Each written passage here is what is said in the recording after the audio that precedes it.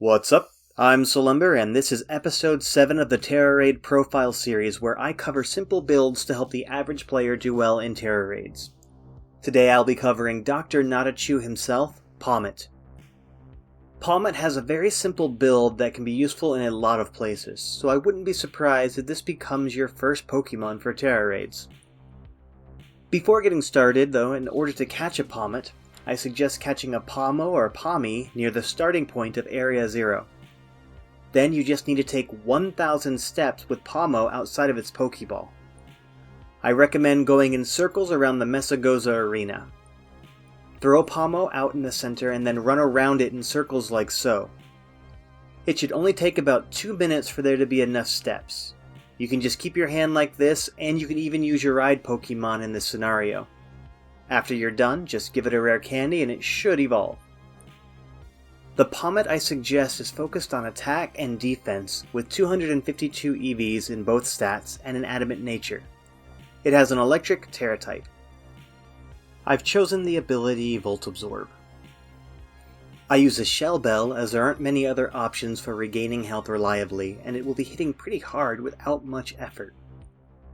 Getting into the moves, I have Double Shock, Nuzzle, Entrainment, and Electric Terrain.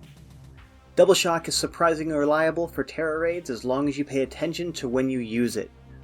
Most moves with low power points would be unreliable, and losing the electric typing and thus the ability to use this move could be seen as a huge risk.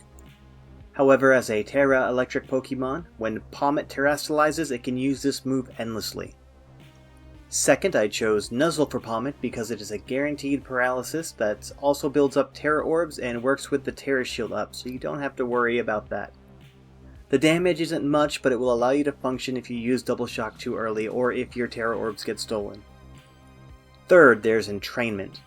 Now you do not want to use this on the opponent unless you don't plan on attacking at all, otherwise you'll be healing them.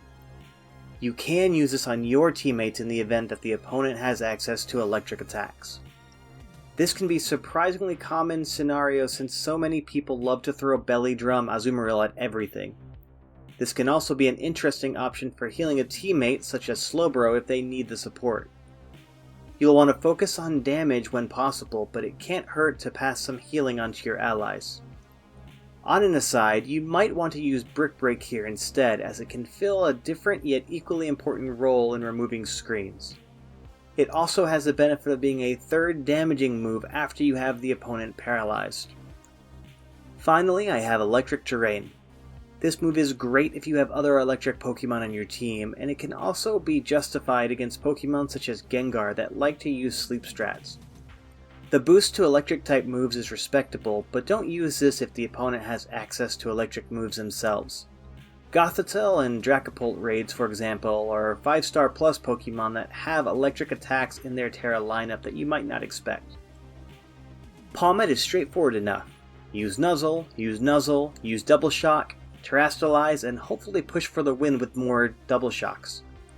The damage is tremendous. There's enough bulk to use Cheers if you'd like, and it has some fun and creative functionality if you know how to read the field. And that's all for me today. I hope you found this content useful.